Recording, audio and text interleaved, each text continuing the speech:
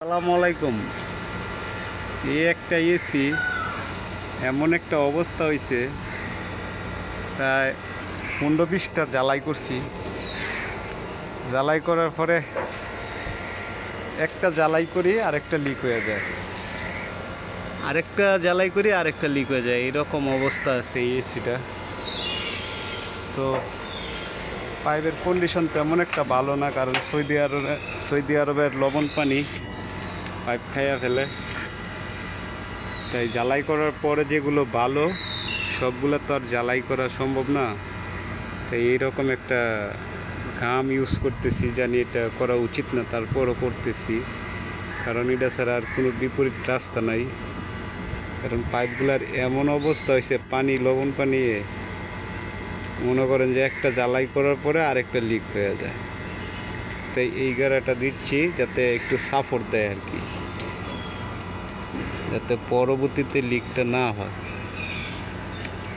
এই গামটা মারার পরে এরকম একটা স্প্রে থাকে, এটা হালকা একটু স্প্রে করে দিলে আপনার জিনিসটা একটু সেফটি কাজ করবে।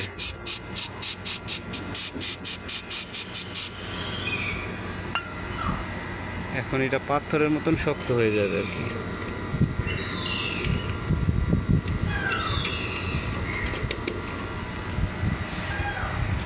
এসিটা নিয়ে খুবই প্যারার ভিতর আছি, কারণ একটা এসি কাজ করার পরে যদি বছরখানিক না চলে সেটা নিজের কাছে খারাপ লাগে।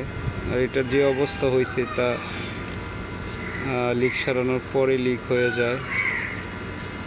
তাই আর কিছু না পেরে এই ব্যবস্থা, এটা জানি ভালো হচ্ছে না, তারপরও দিচ্ছি আর কি করার, কারণ চলতে তো হবে। লিক হয়ে গেলে তো আর গ্যাস ভরে ভরে লাভ নেই। তাই দেখে এবার লাস্ট চিকিৎসা করে কতদিন চলে।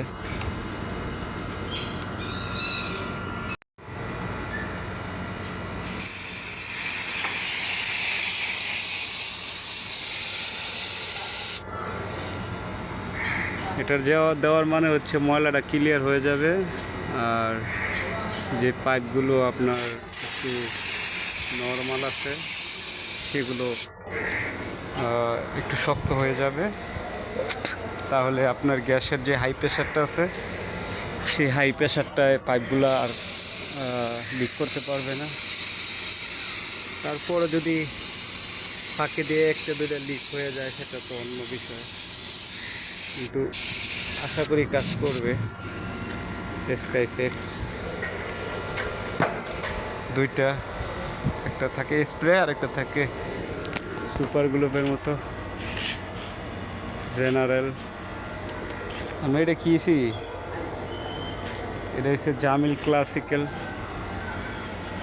এখন এটাকে এখানে ফিটিং করব। এটা হচ্ছে জিজান সাগর পার। ওই যে দেখতে পাচ্ছেন ওইটা সাগর পার, ওখানে মাছ ধরে কেরালারা।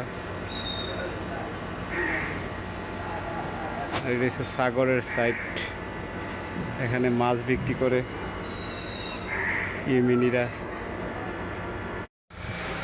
এগুলো হচ্ছে সাগরের বক। এগুলা এক একটা বড় হইলে প্রায় 15-20 কেজির মতন হয়, কিন্তু এগুলো এখনো বাচ্চা। দেখেন কি সুন্দর, সৌদি আরবের বক পাখি।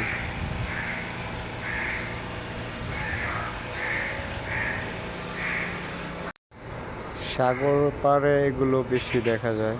যে একটা মাছ খাচ্ছে, মাছ পেয়েছে মনে হচ্ছে। সাগরের সাইডে অনেকগুলা দেখা যায়, এগুলো এখনো বাচ্চা। আর বড় হইলে এগুলা প্রায় 15-20 কেজির উপরে হয়ে যায় এক একটা, এত বড় হয়। সৌদি আরবের কাক, বাংলাদেশের কাক আর সৌদি আরবের কাক সেম সেম, একই কালার।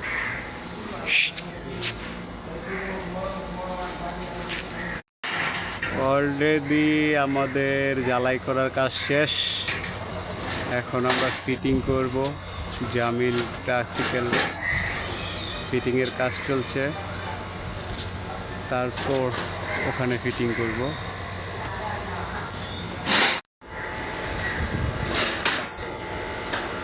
দেখতে পাচ্ছেন একটি কন্ট্রাক্টর,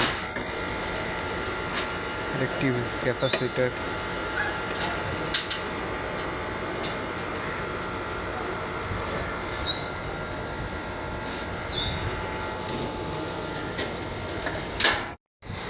ফাইনালি বসায় ফেললাম, এখন গ্যাস করব।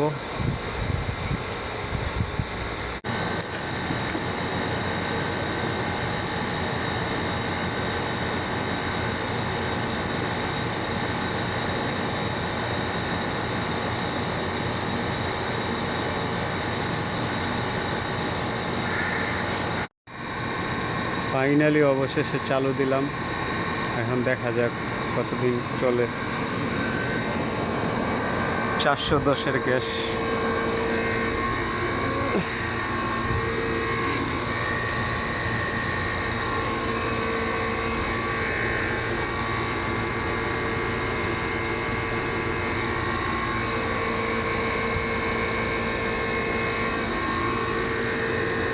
চারশো 10 নম্বর।